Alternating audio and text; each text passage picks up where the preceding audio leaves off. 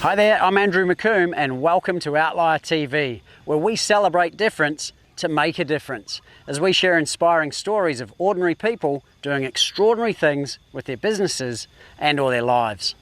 Today I'm going to be speaking to Lawrie Montague. He's one of the world's best performance and golf coaches, and he's going to be put out of his comfort zone so that you can get to know him a little better before his full Outlier TV episode is released in the next few days. Okay, let's go and meet Lawrie. Lawrie, welcome to Outlier. Thanks, Andrew. Nice to be here, mate. Mate, it's customary on Outlier, before we have our full episode released in the next few days, we're going to put you out of your comfort zone a little bit. Okay. I've had a few friends, families, etc. send me a few questions about you, and I want you to answer them with the first thing that comes to mind. You comfortable with that? Do my best, mate. Good stuff. Okay, so do you prefer to be called a golf instructor, coach, teacher, or something else? None of those. No, what do you prefer? I don't like to be labelled in any way, so I'm just probably more of a helper or an enabler. Very good, interesting. What inspired you to become a golf coach? Because I was never good enough, so I wanted to learn more about why I wasn't good enough to help others to become better. Never good enough as a player, or? Never good enough as a player. Yeah. Not when I got out there and realised how good you had to be. I'd never understood that level. Yeah. I now do. Jakarta or Perth, and why? I love Jakarta more than Perth. I love the chaos. I love the state of flux. I love the no rules or hardly any rules. I love that side of life. I don't really like structure to the level that it is, where bureaucracy and red tape and law after law after law. I love it here. Very good. Best golfer that's ever lived, and why?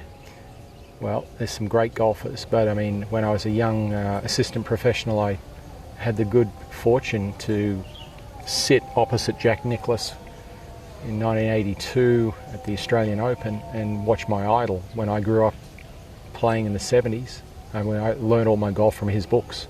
So to literally be sitting opposite him, quietly watching him hit practice shots on the range was, So growing up in that era, I would say I admire the hell out of Tiger Woods. Just wonderful golfer. Modern golfer, but Jack Nicklaus still. Very good. Best student you've ever had, and why? Wow, that's a tough one, because they're all great in their own ways. Commitment-wise, Amy Yang, when I was working with Amy Yang, and just amazing ability to just work the hours and fit school in around it and get really, really good at the game in a relatively short period of time. And she's going all right now? Seems to be.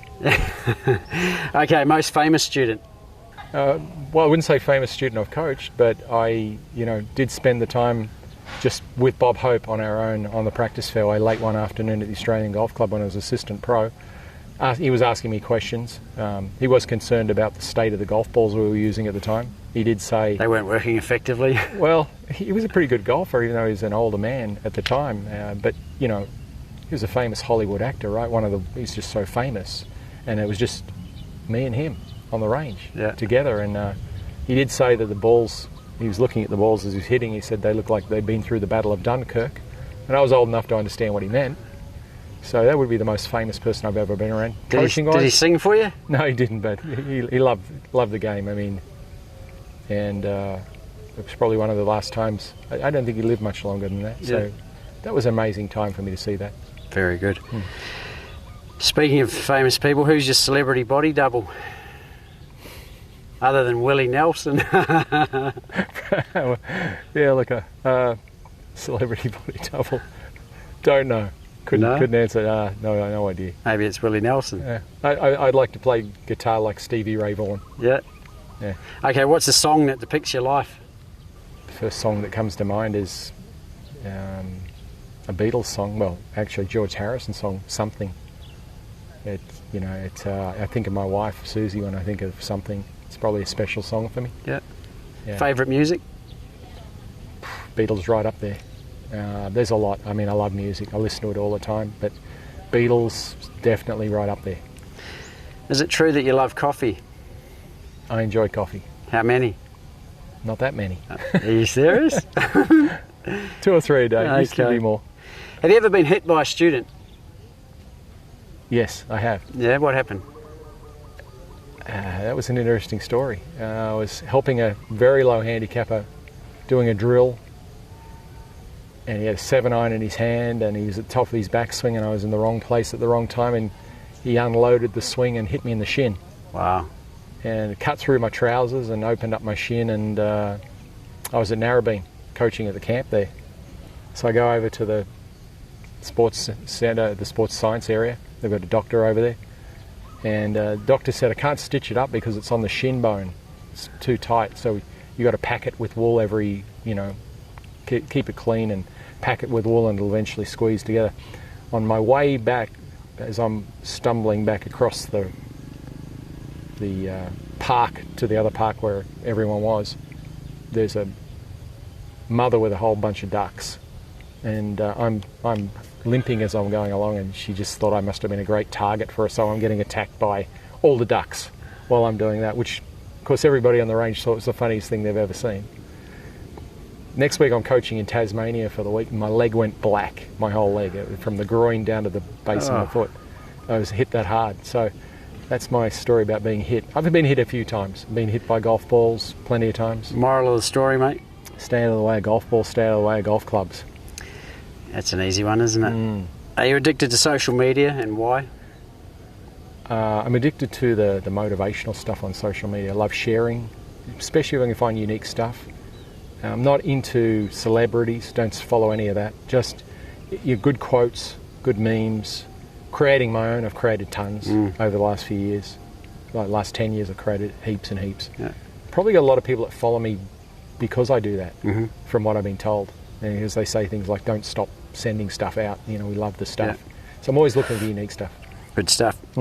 What's the fastest way for anyone to improve their golf? Get a good teacher right from the beginning.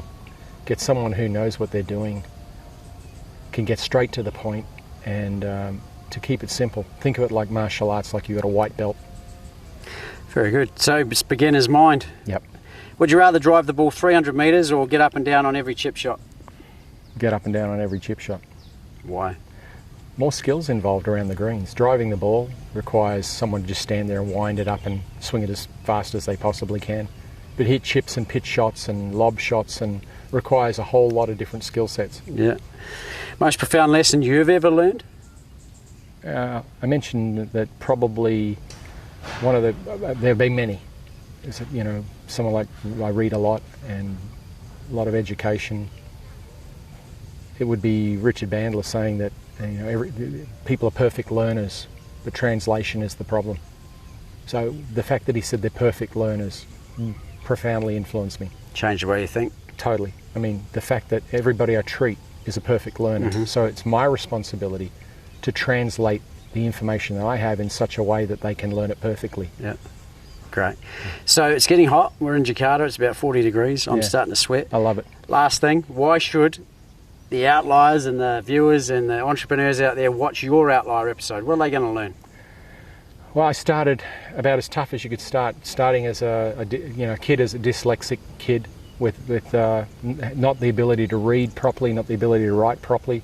Struggled like crazy, taught myself how to read with the help of a good teacher who cared for me early days, and then I've done that my whole life. I've continued to study and know more to be more of what I can be. Having said that, I consider myself a white belt every day, a beginner, every single day of my life. So, fantastic. Well, it sounds exciting. Well, if I get another shot at life and I can start again, that's got to be fantastic. Yeah. It can't be better than that. I mean, that's all upside for me. All right, well, let's tune in on the next few days. Great. Look forward to it. Well, there it is, guys. We've now learned a lot more about Lawrie before our full Outlier TV episode is released in the next few days. Make sure you subscribe to the Outlier TV channel by clicking the link in the description below, and remember to hit the bell icon so I can notify you as soon as the episode is released. I'm Andrew McComb, and here's to living the Outlier life outside of the comfort zone. I'll see you soon.